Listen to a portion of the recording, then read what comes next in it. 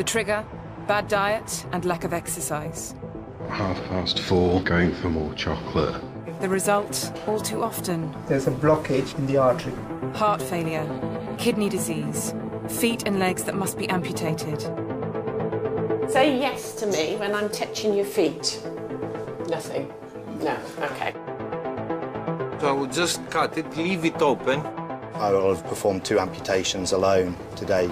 It's an invisible illness and it basically rots your organs from the inside. It used to be a disease of the middle-aged and elderly. How old are you now then, Amir? 15. He's got a whole lifetime ahead of him with diabetes. Just as the disease slowly grips a patient, the costs are slowly strangling the NHS. We are in a crisis now. Panorama has spent 6 months at the sharp end of the battle against this rising epidemic. We are very much putting out the fires, and whilst that is my job to do that, I would very much wish that these fires didn't exist in the first place.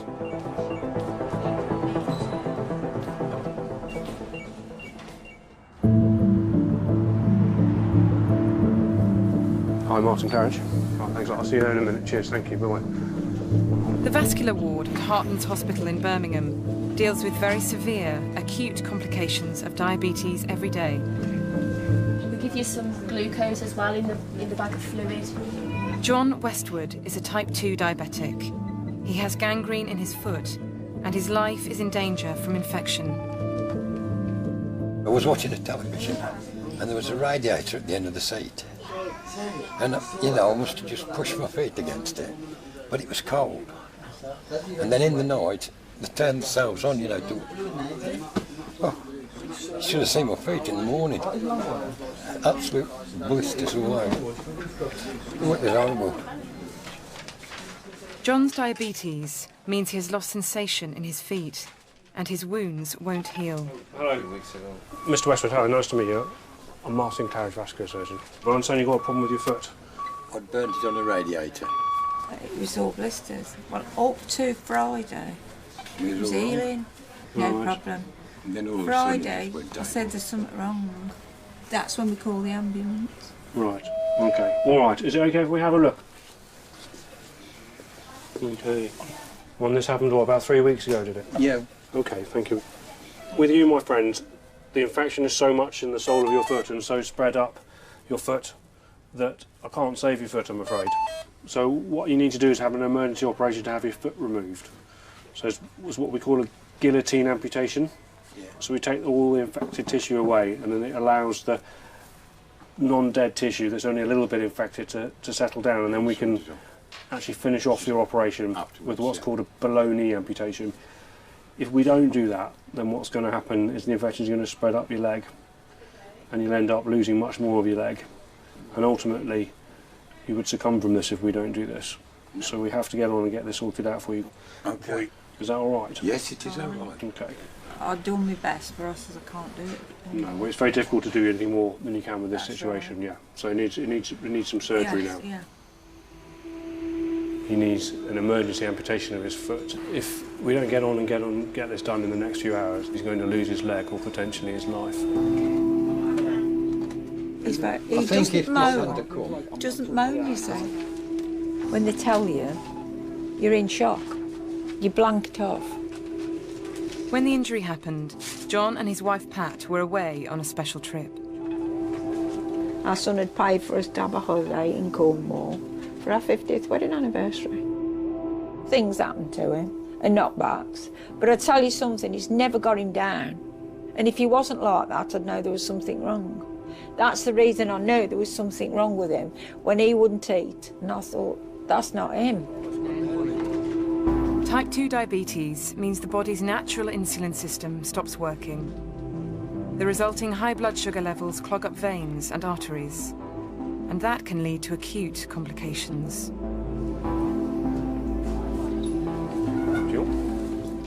Type 2 diabetes causes furring up of the really small blood vessels. This can rapidly escalate and cause gangrene, cause toes to be lost, cause foot loss, and may result in amputations.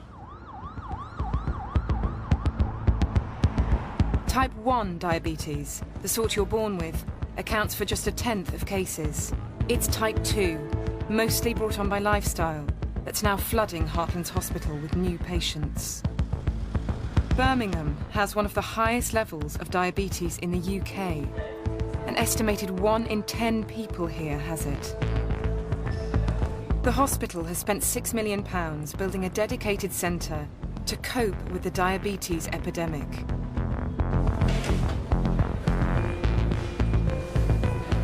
This is our main reception area where patients come in. We see about 8,000 to 9,000 patients every year.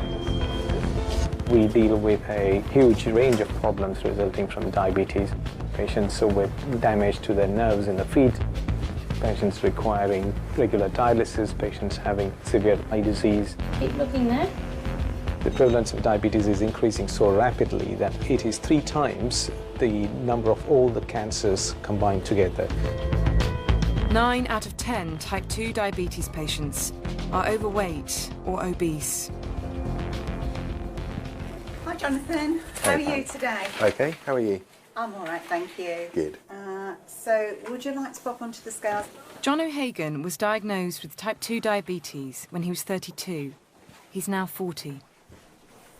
Okay, so it's 123.4. So your BMI is 41.7. With a body mass index of over 40, John is classed as severely obese. He's been told he needs to change his diet, but he's finding it hard. I probably do eat a bit too much in general. I could quite easily have 4 or 5 milkshakes a week, depending on opportunity as well. If I came to the weight management clinic on Monday, I could have one after that. But my big poison, if you like, is chocolate. Now John has to rely on medication to control his blood sugar levels. This is my daily diabetic medication. I have metformin, 500 milligram tablets. I have insulin in the form of an injection pen. I have 120 units every night. And I also have Victoza, which is this one. Where do you inject those? Into the legs, tops of the thighs or lower abdomen. I try and rotate the injection site so it doesn't get sore or lumpy. The higher your blood sugar, the more invisible damage it is likely to be doing. Blood sugar is measured in millimoles per litre. Ideally, it should be below 8. We're now about half an hour, 3/4 of an hour post-lunch. And it's 14.3. But you feel normal? I feel normal at the moment. That for me is not high. It is far too high for anybody, but it's not high that I'm unused to or unfamiliar with. It's just too high. John is a psychiatric nurse, caring for patients with serious mental health problems. Unfortunately, I work in a very stressful job and eating chocolate is my big sort of stress relieving thing. I don't smoke, I rarely drink. I do go for chocolate. This is Saturday, it is 5:15 in the morning. I'm working a long day today. Just about to have breakfast, 4 Weetabix, topped up with Frosties and a pint of tea. We asked John to record a video diary of his regular eating habits. Thursday the 30th of June at 12:36. For lunch I have just had a large bowl of tuna pasta salad and 2 Ferrero Rocher. Yummy. 15:07, feeling rather tired and jaded, so I have just gone and bought a bottle of Diet Coke, 500 mils, and a Snickers bar. About 4:30, feel tired, weary, and going for more chocolate.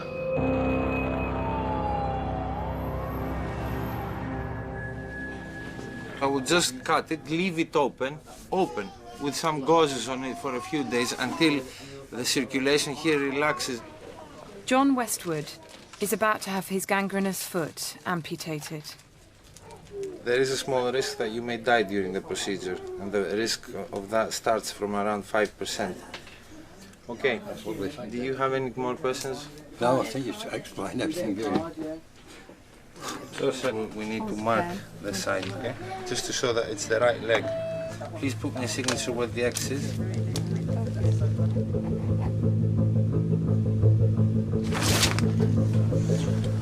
Okay, please don't eat anything now or drink.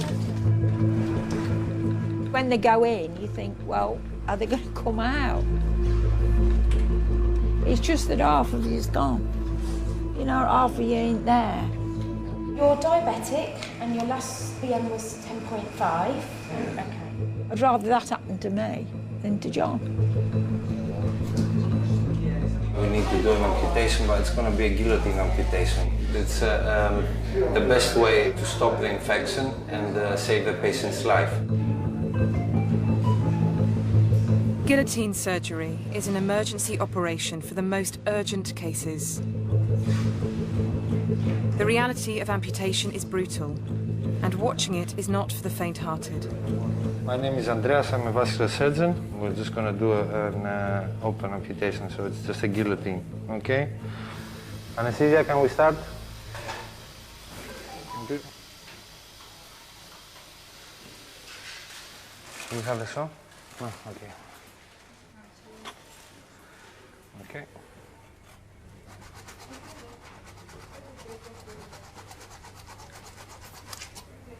Okay, very good. Okay.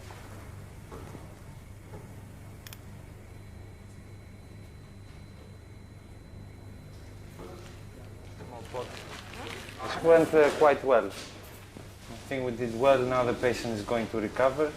This operation has saved this man's life. I think that it did. And let's hope that he goes well, as we think.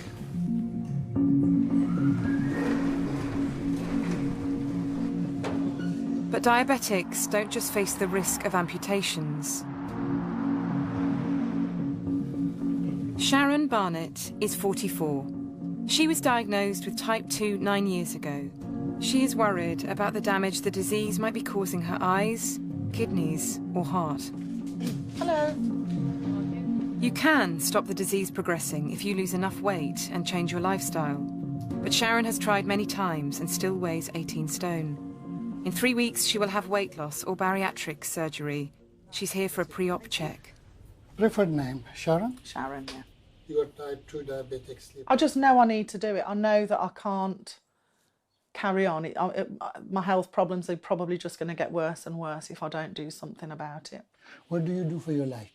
Like my work, Yeah. I work in a call centre. Call center. Yeah. I weigh 119 kilos at the moment. I'm now a health risk. You know, I might not live as long as I could live because I've let myself be overweight. All the best. Thank you. All right. Thank you very much. Bye-bye. Thanks. Bye. Obesity has crept up on Sharon, the result of too little exercise and too many calories from carbohydrates and sugary foods. Oh, that's hideous. Oh my God, where did that come from? Oh, I look really old. I was only 19. You've only got to go probably, 300 or 400 calories a day over. And I just think it's gradually over the years just gone on. That's me there. You know, all the teams and everything. Yeah, I played at school. I played rounders, netball, hockey, all them. When I left school, I stopped exercising. I just stopped completely. But I carried on eating the amounts I was eating.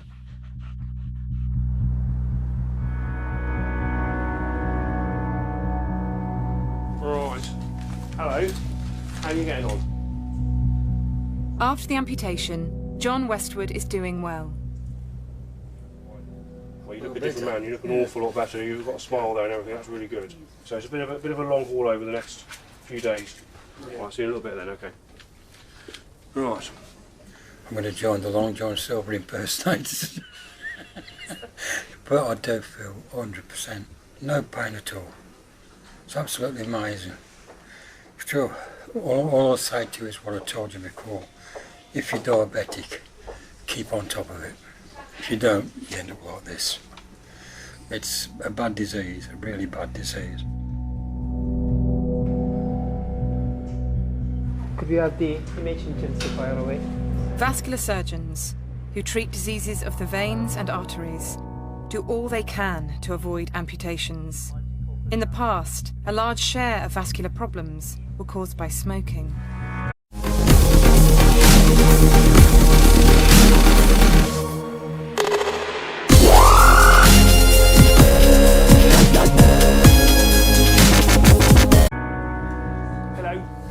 How are you? How's your leg feeling? It used to be that it would perhaps be unusual to find a patient with diabetes, but now almost every patient I come across on the vascular ward has diabetes.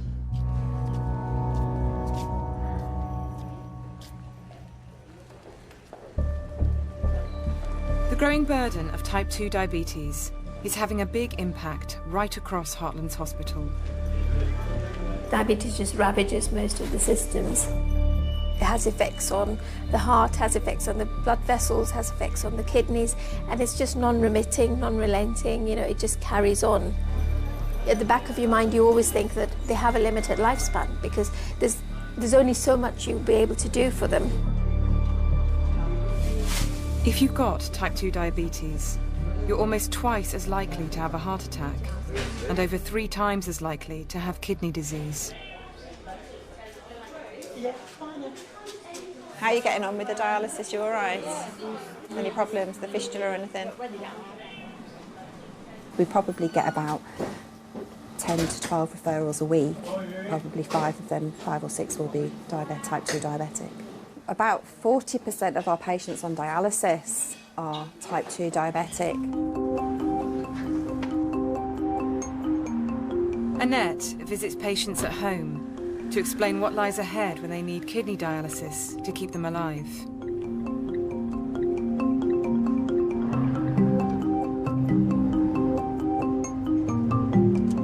It's quite difficult walking into somebody's house and they don't know what you're going to tell them. They're terrified.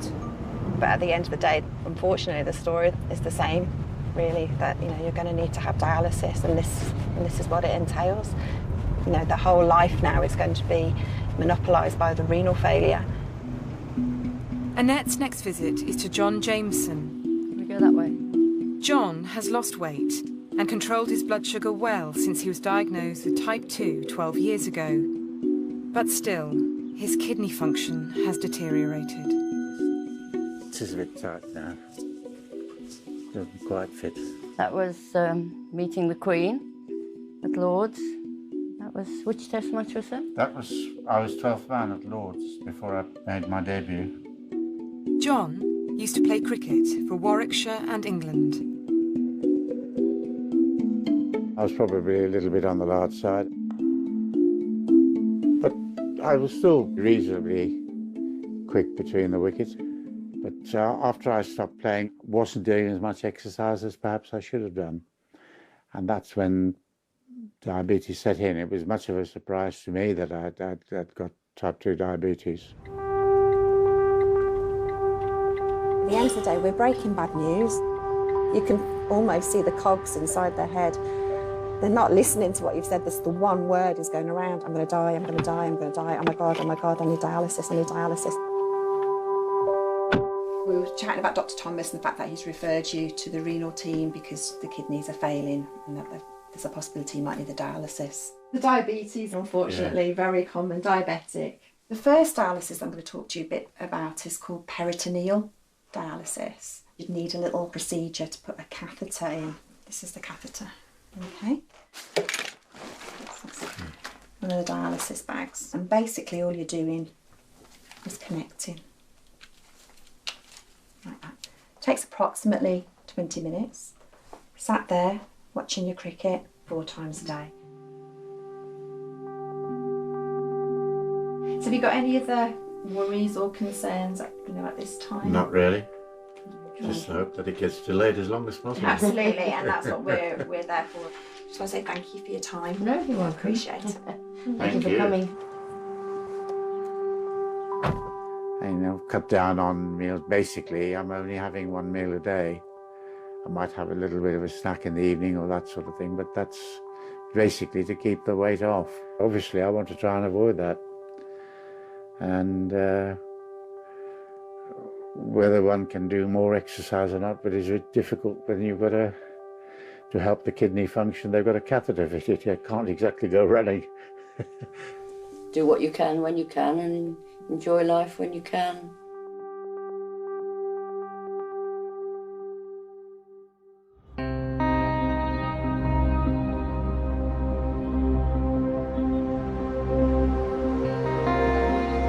But the type 2 epidemic is now affecting people much earlier in life. Just 16 years ago, there had never been a single case of a child being diagnosed with type 2 diabetes in the UK. I didn't quite believe it. It wasn't in any of our medical textbooks. We didn't get taught it in medical school, so we didn't expect to see it as an issue. We just didn't think it was, we thought it was an American problem.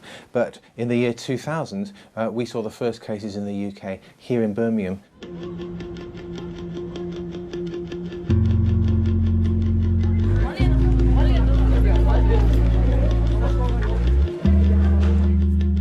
Amir is 15. He was diagnosed with type 2 when he was just 13.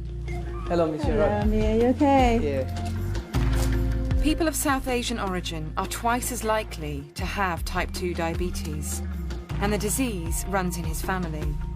Amir must check his blood sugar at least 4 times a day. That's okay. Thank you, Amir. It's all right, miss. Ever since I've been diagnosed, every day before lunch, I'd come down, check my sugars.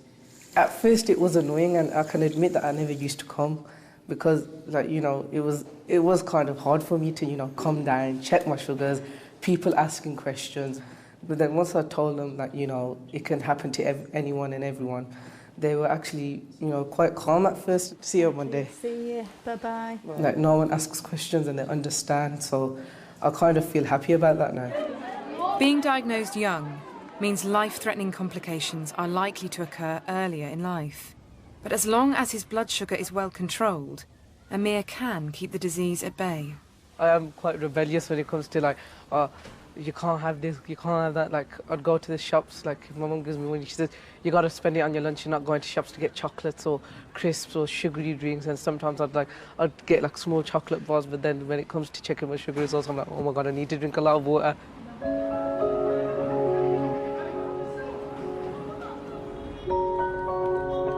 Amir and his mum, who also has type 2, have to come regularly to the hospital where his condition is being closely monitored. Oh, great. Hello. Hello, Sam, how are you? Nice to see you. Nice to see you. Hello, Mum. Nice to see you. You better. It's been 3 weeks since I saw him last.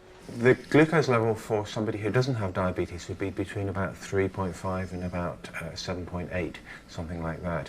We're trying to get him to manage his glucose between 4 and 7. Once it's over about 14, actually, it's much higher than we'd like to see. So we're going to need to do a glucose check today. Yeah. Okay. All right. Okay. 18. 18. So that's way too high, isn't it? 18 is a very high level. Any reason why you think your sugar was so high this morning? No, I don't know. What did you have to eat last night? Normal chapati and curry. Okay. The problem is, Amir, is that if we carry on like this at 15, by the time you get to 25, you'll get eye damage, and you've already had gout and stuff in your feet as well, and you will get these other bits of damage. So I'm sure you're eating healthier, which would be great, but you need to eat less. Okay. I'm worried in the long term because we're not winning at the moment, either in terms of his weight, which is static, or his glucose control, which is, if anything, is worse than it has been before. Thank you. Thank you, Doctor. All right. Thank you then. Thank you, Emma. I think he's at a bit of a crossroads. He's got a whole lifetime ahead of him with diabetes. I'm quite gutted, actually. I mean, this is what I've been banging on about to him here. When he's missed his doses, he'll go into his own bubble. He's a nice lad. I think he finds it difficult to motivate himself. He's still eating more calories than he's burning off in exercise. I've just got to try even harder than I did before.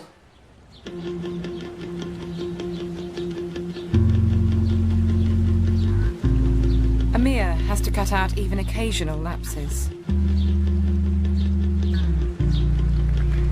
Is the sugar in your Ribena, Amir? I think there is. Yeah, look, it says here. It's got 26 grams, 29% sugar. Oh, God. You're going to be in trouble now. Oh, no. You're going to be in trouble. You did say to me, pick up any drink, and I just thought, Ribena, it's rich in vitamin C. He'll sneak you. Like, he'll get snacks snacks and not make it aware to everyone that he's got them. And then we'll just find wrappers and we'll be like, I didn't have that. My brother would be like, well, I did it. And my mum will be flipping, who's had it?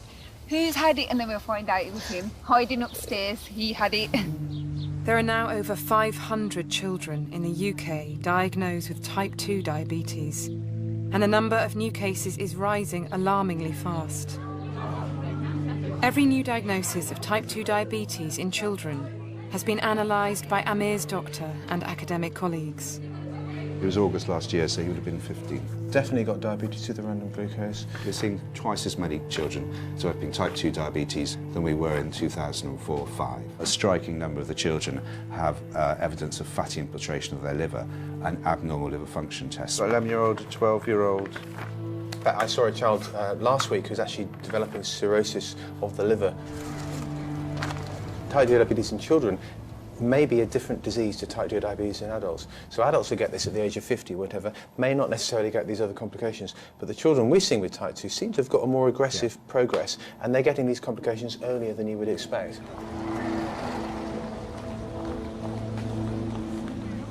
As greater numbers of children are being diagnosed with type 2, the financial implications for the NHS in the future are grave.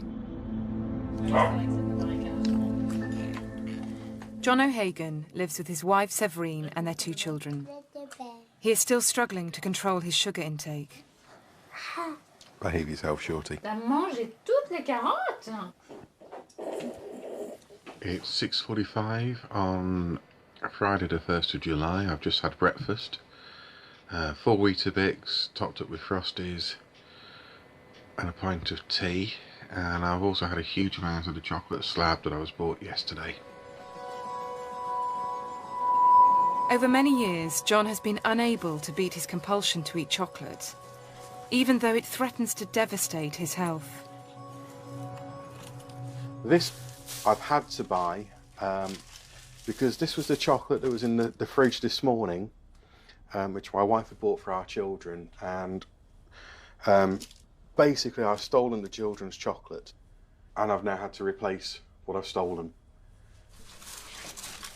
I can't have anything in cupboards on show because I know that if I go out, it wouldn't be there. Do you make a habit of hiding treats and snacks and things? Yes, all the time. And he's very good at finding my secret places. Like a bloodhound for chocolate. I know. Have you tried to change him? I've stopped, really. You know, I've got 2 children to sort of try to give a good diet to, and he's an adult. No, he's got to do it himself. I know it's hard. And he's got no will because there's sniffs of chocolate and that's it. Back the gosh! Be the gosh! Louis, shush. What? It's purple. No, it's pink. Oh, right, it's pink. That's pink. You're right, it is pink. I couldn't see it when you had it thrust halfway up my nose. I've suffered with depression an awful long time. My first episode that I know of, I was 15. So... That's young. Yeah. My mother and grandmother both showed a lot of their love and affection through food. So there was always lots sweet. Mum was a fantastic cook. So my brothers and I used to sort of compete for the mixing bowl, which was never light on sugar. A lot of people self-medicate depression with booze. I don't do that. A lot of people with depression will smoke heavily. I don't do that anymore. I eat. Even though you know that binging and being overweight are damaging you. In the same way that George Best knew that when he was on his 2nd liver, the drink was still going to kill him eventually. Didn't stop him drinking. So you sit in Mammo's chair. Right, I've made you both far too much. Eat what you can, don't worry if you have to leave some.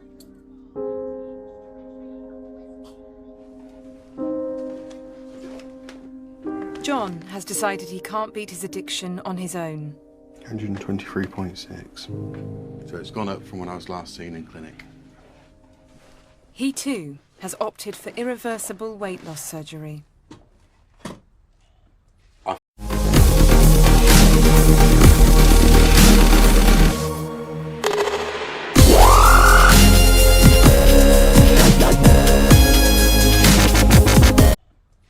feel quite awful that I need to seek surgery to effect the changes I need to effect, but I've tried every other means and failed.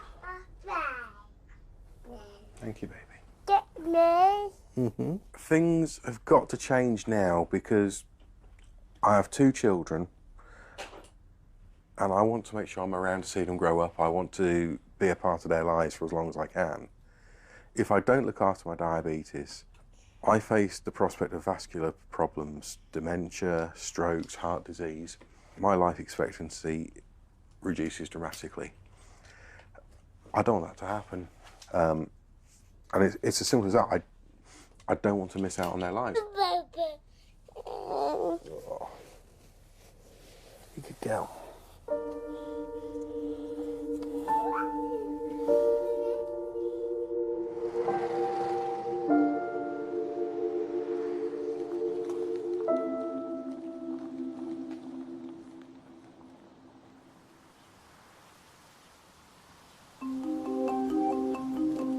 Sharon's weight loss operation is imminent, but the surgery will only go ahead if she completes a strict 4-week crash diet in the run-up.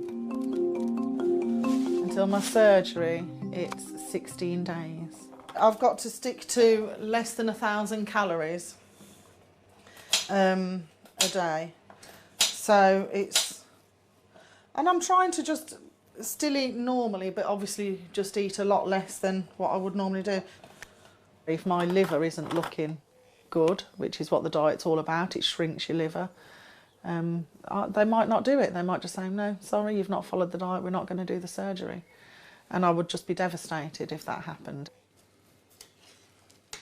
I do actually feel, in some ways, ashamed that I've let myself let this happen to me.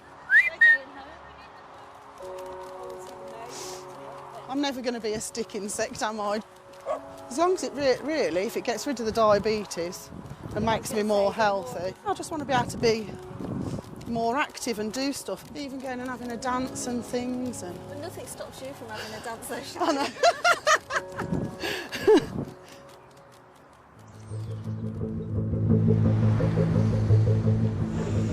Diabetes can have a catastrophic long-term effect on patients. There's a blockage in the artery. But it's also creating a potential catastrophe for the NHS. All aspects of healthcare that are affected by type 2 diabetes are straining at the seams, bursting at the seams, trying to manage this increasing number of patients with this complication.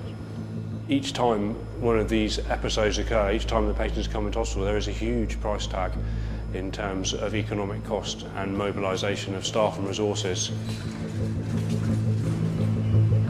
The NHS spends nearly £1 billion a year on foot ulcers and amputations caused by type 2 diabetes.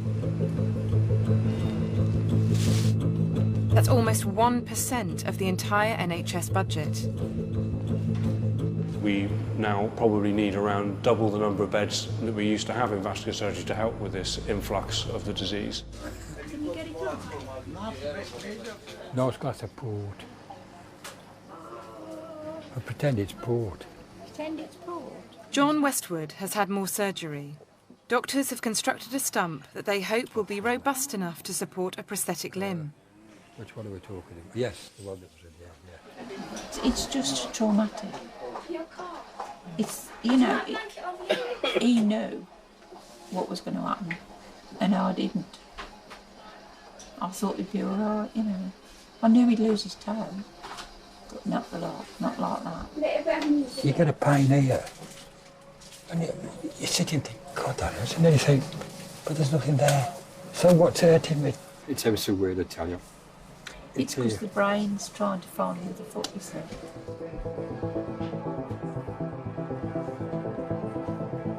John's 2 operations cost the NHS about £18,000. Rehabilitation will cost a further £20,000. But some type 2 patients require even greater levels of care to give them a chance against the disease. Norma Edmonds has already lost both her feet to diabetes. Now she's back in hospital with an infection, which is tracking up her leg and threatening her life. first it was my toe. I had to have that amputated, and then it went into the bone, so I had to have another operation, and then it went onto the other foot. So, you know, within the 2 years, I had both feet amputated. No. You're in your 50s still, aren't you? Yeah. How old are you 56. now? You're 56 years old. Yeah. Can I answer that? Or? Of course you can. Yeah. Yeah. Can I ring you back because I've got somebody with me? All right, I'll see you in a bit. Bye. Love you. That's the better half. Norma got married at 19. We've been married 37 years now. So we was in the pub and he went down on his knee and says, "Will you marry me?" And I thought he was joking at first. I was so happy that day. I looked so nice there as well. Norma gradually put on weight in her 20s and began to hit acute problems in her 40s. So far, doctors have managed to preserve some mobility for her. This time it'll be harder. Unfortunately, the infection is not really settling, so we would have to go back and take out more muscle, more skin, more bone from her leg below the knee. And even if we did that, it's quite likely that that wound would never heal, and so she would never get back a leg that was useful to her, that she would be able to walk on. The alternative is to do an amputation above the knee. The old curtains were much easier. Most patients who have an above-the-knee amputation will never walk again and will need costly ongoing care. Hi Norma, how are you? I'm fine, thank you. Right. So do you understand what we're going to be doing? Yeah, the amputation, yes. So as you know, you came into hospital with a Yes. lot of infection in the leg, in the left Yeah. leg. We agree that probably the best way of getting you out of hospital as quickly as possible would be to amputate the leg above the knee, which is obviously a big step and a big decision, but I think that's what you were quite clear in your own mind, that's what you wanted.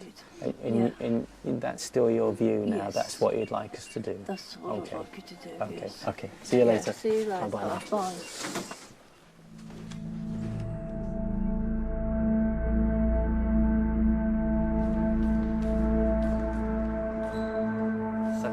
Please, Tom. Okay, watch your fingers. That's the leg free.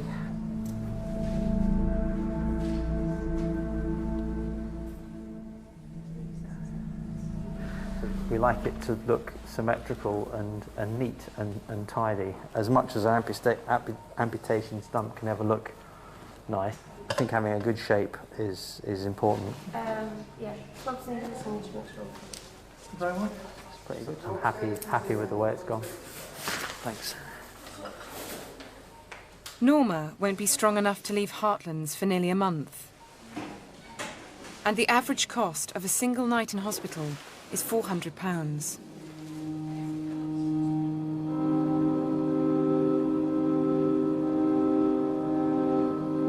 When all the costs to the NHS of type 2 diabetes are added together, the total is an estimated £10.3 billion. That's nearly 10% of the entire NHS budget and is set to continue rising sharply.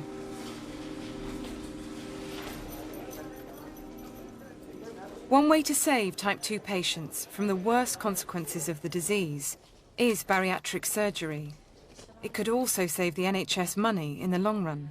Hi, John. Hi, please. I'm good, thank you.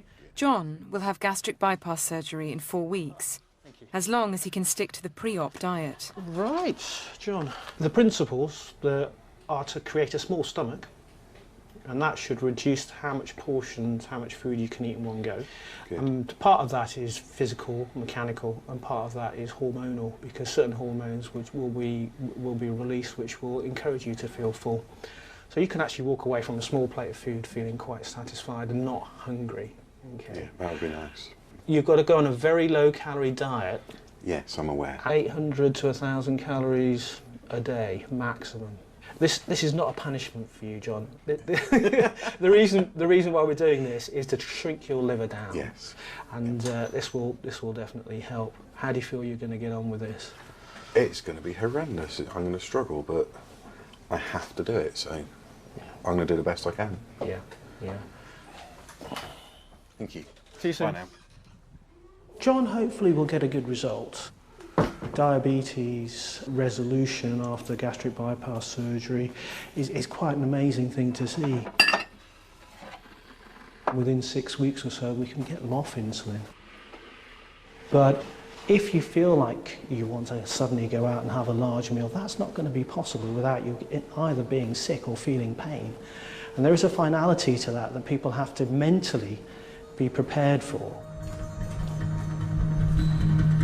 Sharon has completed her crash diet, and her bariatric surgery will go ahead today. The main part of her stomach will be cut out, leaving only a narrow tube with much less space for food. Sometimes we have noticed that the tube is too narrow for some of the patients. If this happens, we may need to reoperate on you long term. If you're happy, I would like please to ask for your signature here, print your name underneath and the date for us. Yeah. Thank you. The risk of serious complications is low, but the impact on Sharon's life will be huge. Thank you. Thank you very much. See you in theatres. Okay, thank you.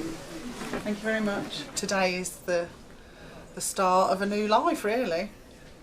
Hopefully. So, and hopefully a better one, not a worse one. It's not something you can say, well, I can always have it reversed if it doesn't suit. It's a complete life change, so she's going to have to eat differently now for the rest of her life, which I know is the whole idea. I can't even imagine what that will be like.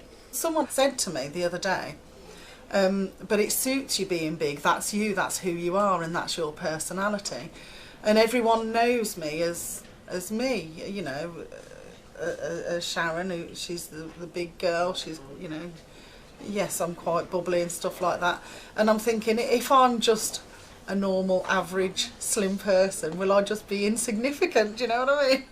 Will I lose me? You know, then I need to find myself a nice, gorgeous hunk of a man then. Yeah.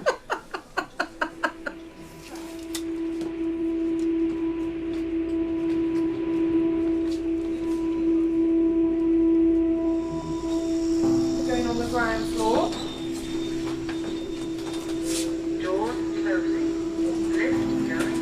Sick now. Yeah. Getting a bit nervous. Yeah, you'll be fine. We'll take good care of you.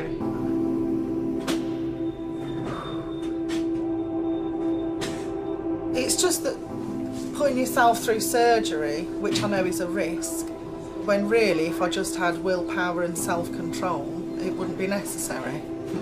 There you go. You know, they're cutting half of your stomach away.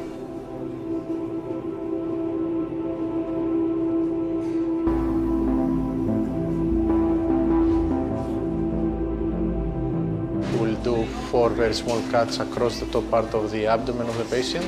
We're going to remove main part of the body of the stomach. Nearly 9 in 10 type 2 patients see dramatic improvements after surgery. Recent evidence suggests bariatric surgery not only makes people eat less, but it can also kickstart the body's ailing insulin system. Yeah, wait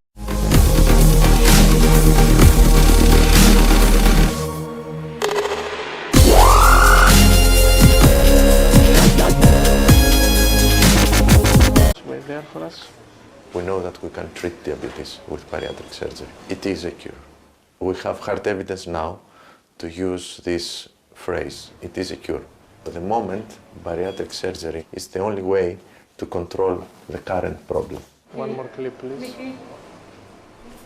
Sharon's bariatric surgery cost around £5,000, but it should prevent her from developing complications in the future. This could save the NHS money in the long run, and many doctors think more patients should be offered the treatment. It's an investment that NHS has to make, so the resources have to be moved from somewhere else towards bariatric surgery, and it's not always easy.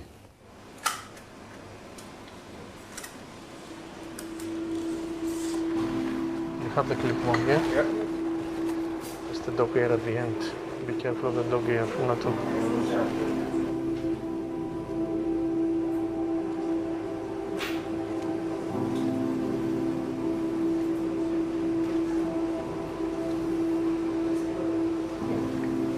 Specimen. This is a life-changing operation. We removed part of the stomach. It looks like a narrow tube, but actually, when we are eating and drinking, this part of the stomach can really expand and accommodate several liters of volume.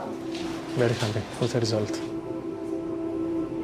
In the whole of England, there are just 6,000 weight loss operations a year, down on previous years. But if the NHS met the European average, it would do nearer 50,000, enough to make a small dent in the epidemic. I think it needs to be far more well understood within the healthcare system. At the moment, I'm not sure whether everybody understands those benefits correctly. Within the NHS, there's been a reluctance to embrace bariatric surgery. I wouldn't call it reluctance, I don't know whether that is the right word, but I think it is. I think the transition has been very slow, and a lot more people working in the NHS need to be made aware of the benefits of bariatric surgery. Once that is done, perhaps we would start seeing more people preferring bariatric surgery as a treatment and more people being offered surgery as a treatment. For Sharon, the effects of surgery are immediate. Came home last night and I feel as though I've pottered around today and feel quite bright and chirpy, really, considering it was only 3 days ago. I think I'm going to try some oxtail soup. I'm not thrilled by the look of it.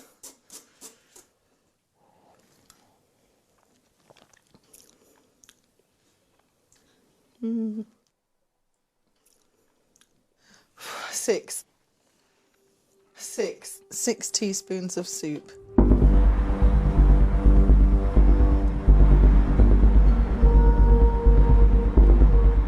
The NHS does have a plan to tackle the epidemic. The idea is to intervene earlier to prevent type 2 patients ever needing expensive hospital treatment.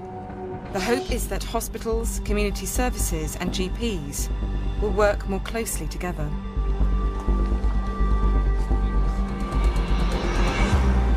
But right now, many GPs, in the front line of the new prevention strategy, say they are already stretched to capacity. Brilliant. Sorry about the wait this morning. Have a seat.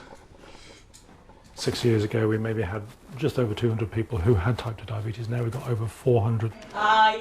Absolutely huge amount of our time as a practice is spent caring for people with type 2 diabetes. Are there any vegetables that you do like? I don't mind sprouts. Within primary care, we are limited in the resource that we are allocated. I think that having to try and provide a good quality of care for all the people on our books who have diabetes that we see in our practice of all age groups is very difficult. Say yes to me when I'm touching your feet.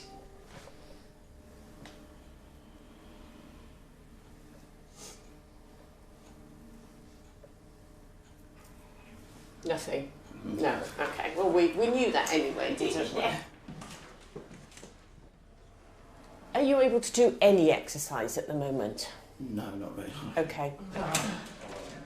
It's inevitable that we struggle.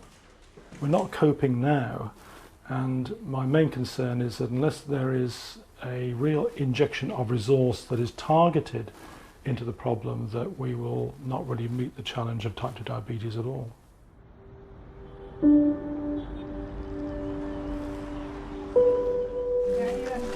In a cash-strapped NHS, it will be hard to put enough money into prevention and GP care, while limited resources have to be spent on life-threatening cases. I'm in a dip here. Norma has been at an NHS rehabilitation centre for 7 weeks. With help, she has learned to move from bed to chair. How's that feel? Lovely, thank you. Thank you, Caroline. It's getting better every day, sort of thing. Sometimes I've got annoyed with myself because I can't do stuff that I want to do. You know, getting in the car, going out for a drive, going to shops. That's going to take some time. John Westwood is out of hospital too. Okay, well that looks okay. After weeks of physiotherapy, the NHS is gradually helping him to walk again. 1, 2, 3, and stand. Okay. And then start to take a step forward. Take a step with it, small step, then take half your weight through it. Take a step and then step forward with the left. Lovely. I'm going to move out of the way in a minute so you can see yourself in the mirror. Take your weight through there. Brilliant. How does it feel? Magic. To me, it means everything. I'm going to walk. Fantastic. You wouldn't believe what I could, you know, it's over the moon, isn't it? You know. Well, the surgeon that did it, he said, don't worry, it's not the end. And, you know, it stuck with me, that did. That's a big one.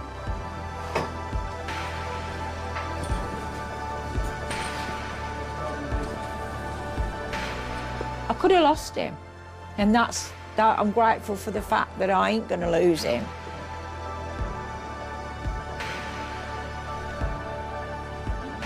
For 50 years, apart from being at work when we was at work, never been shopping without one another, we'd never been on holiday without one another, we never went out anywhere without one another, never ever. And we've been married 50 years. Well, I've got him and that's it. And whatever he wants to do, we'll do, and whatever I want to do, we'll do. It won't stop us. Stopping the type 2 diabetes epidemic is a daunting task. It could still be achieved if bad diets and unhealthy lifestyles changed. We got some stickers somewhere. Charities like Diabetes UK are doing their best. This is £5 of fat. Now, if you're on a diet, that is realistically what you could probably lose in a month. Would you like to do a free type 2 risk assessment? Thank you. Would you be interested in finding out your risk of type 2 diabetes? Would you be interested in finding out your risk of type 2 diabetes? It can be very frustrating walking down the high street and seeing all the high fat, high sugar, high calorie, cheap food on offer. There does seem to still be a huge resistance to looking at changes. I do feel that a lot of what we do is such a waste of time and resource and does leave patients very damaged and disabled. You can still find out your risk. Would you like to come on board and find out your risk?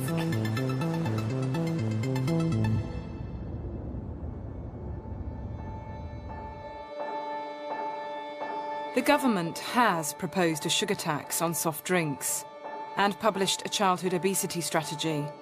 But many doctors think it needs far tougher action to have any chance of making a difference.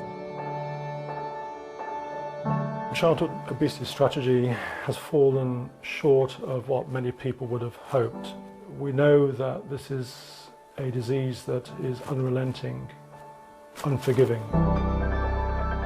We are in a crisis now, and it can't be left for healthcare professionals such as myself to endlessly pick up the pieces.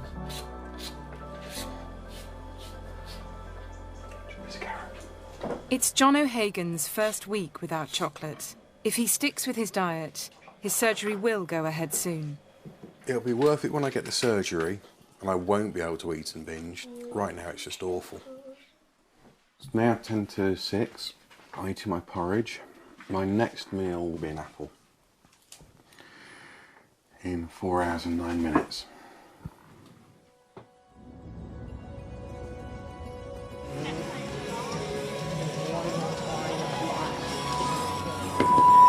By improving his diet and keeping on top of his medication, Amir has got his diabetes under better control.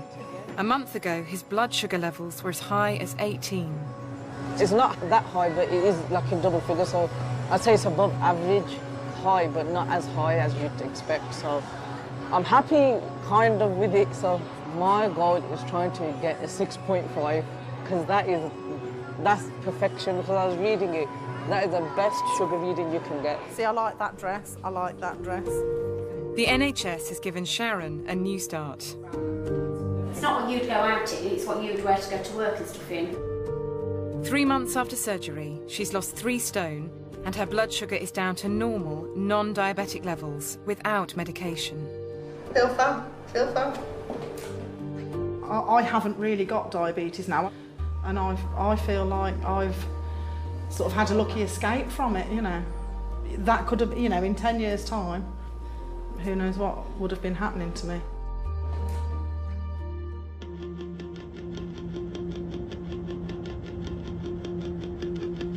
There are now 4 million people in the UK with type 2 diabetes. In 10 years, there will be 1 million more. The fear is that without fundamental changes, the NHS will not be able to survive the rising costs of this deadly epidemic. In a way, you feel helpless.